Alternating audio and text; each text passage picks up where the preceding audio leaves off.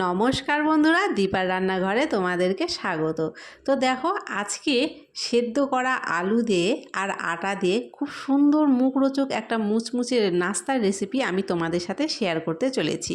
তো তার জন্যই প্রথমে আমাদের লাগছে সেদ্ধ আলু। তো এখানে দেখো, আমি 4টে আলু নিয়েছি আর আলুগুলোকে আমি আগে থেকেই চোচা ছাড়িয়ে সেদ্ধ করে নিয়েছিলাম।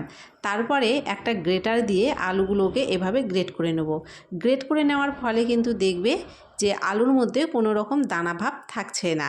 আলুগুলো একদম মিহি হয়ে গ্রেট হয়ে গেলে দেখবে আলুর মধ্যে কোনো রকমের একটাও দানা ভাব থাকবে না। তো যাই হোক, এভাবেই সেদ্ধ আলুগুলোকে আমরা প্রথমে গ্রেট করে নেব। তারপরে এখানে কিছু উপকরণ দেব। তো প্রথমেই এখানে দিয়ে দিচ্ছি আমি লঙ্কার গুঁড়ো, তারপরে দিলাম ধনের গুঁড়ো, আর এখানে দিয়ে দিচ্ছি আমি একটু ভাজা মশলা। তারপরে এখানে আমি দিয়ে দিচ্ছি স্বাদ মতো লবণ। আর এখানে আমি কাঁচা লঙ্কার কুচি ব্যবহার করছি না, তোমরা চাইলে দিতে পারো। তারপরে এখানে দিয়ে দিলাম কেটে রাখা পেঁয়াজের কুচি। আর পেঁয়াজগুলোকে কিন্তু আমি খুবই ছোট ছোট টুকরো করে আর সরু সরু করে কেটে নিয়েছি। তারপরে দেখো, হাতের সাহায্যে খুব ভালো করে আলুর সাথে সব উপকরণগুলো মেখে নিয়ে একটা ডো তৈরি করে নেব। আর আলুটাকে কিন্তু বেশি নরম করা যাবে না, এইরকমভাবেই একটু শক্ত করে মেখে নিতে হবে, যেভাবে আমি ঠিক মেখে নিচ্ছি। তো দেখো, আমাদের আলুটা কিন্তু প্রায় মাখা হয়ে গেছে।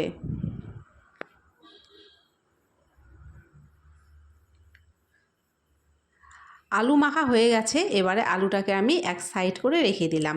তারপরে দেখো, এখানে আমি নিয়েছি আটা। তো আটাটাকে ময়াম দেওয়ার জন্য প্রথমেই এখানে আমি দিয়ে দিলাম চিনি, তারপরে দিয়ে দিলাম এখানে আমি লবণ, তারপরে দিয়ে দিলাম এখানে খাবার সোডা, আর দিয়ে দিচ্ছি কালো জিরে, তারপরে এখানে দিয়ে দিচ্ছি আমি সাদা তেল।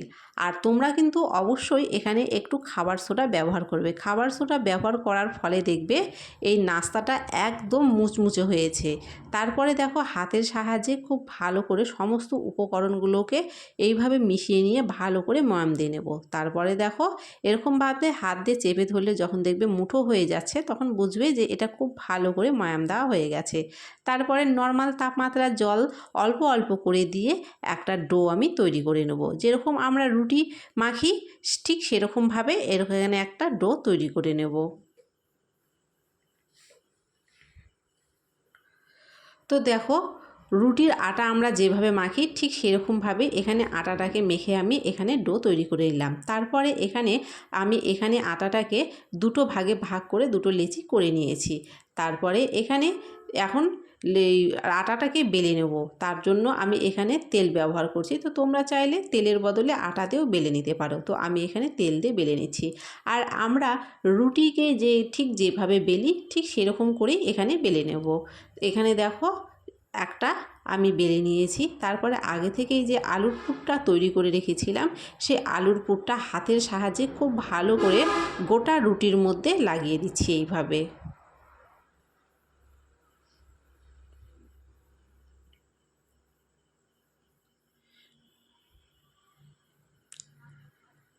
তো আলুর পুরটা গোটা রুটিতে খুব ভালো করে এইভাবে লাগিয়ে নেওয়ার পরে তারপরে আমি ঠিক যেভাবে দেখিয়ে দিচ্ছি ঠিক সেভাবেই এরকম করে হাত দিয়ে এটাকে রোল করে নেব। তারপরে হাত দিয়ে ডলে ডলে এটাকে খুব ভালো করে সেট করে নেব। তো দেখো, এটাকে হাত দিয়ে ডলে ডলে খুব ভালো করে আমি সেট করে নিয়েছি। তারপরে এখানে একটা ছুরির সাহায্যে এগুলোকে ছোট ছোট লেচির আকারে কেটে নেব।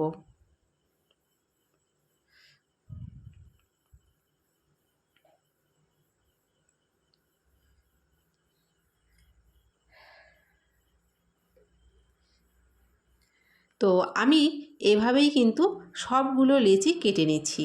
আর এরকমভাবে হাত দিয়ে একটু চেপে চেপে এগুলোকে সেট করে নিয়েছি। তো তোমরা দেখতে পাচ্ছ সবগুলো এখানটায় কেটে নিয়েছি।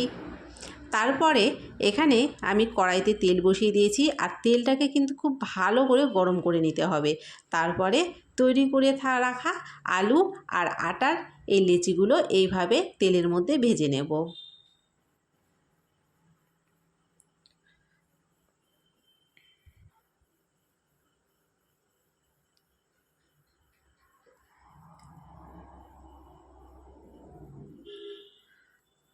তো দেখো, এখানে এপাশ ওপাশ উল্টে এভাবেই ঠিক লাল করে সবগুলো নাস্তা আমি ভেজে উঠিয়ে নিচ্ছি।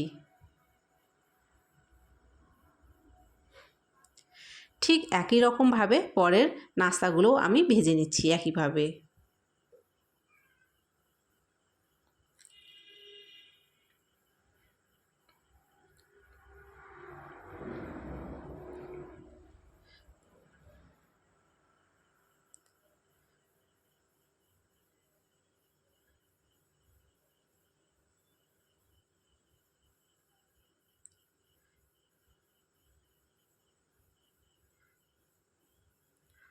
তো দেখো এখানে খুব ভালো করে পরের নাস্তাগুলো আমি লাল করে ভেজে নিয়েছি, এখন এগুলো আমি তুলে নিচ্ছি।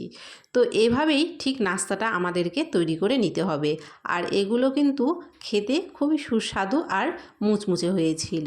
তো দেখো সবগুলো নামিয়ে এখানে আমি সাজিয়ে দিয়েছি। তো আজকের রেসিপিটা তোমাদের কেমন লাগলো কমেন্ট কর অবশ্যই জানিও। ভালো লাগলে অবশ্যই ভিডিওটাকে লাইক করে দিও, চ্যানেলটিকে সাবস্ক্রাইব করে পাশে থাকা বেলটিকে অবশ্যই প্রেস করে দিও আর ভিডিওটাকে অনেক অনেক শেয়ার করে দিও। ধন্যবাদ।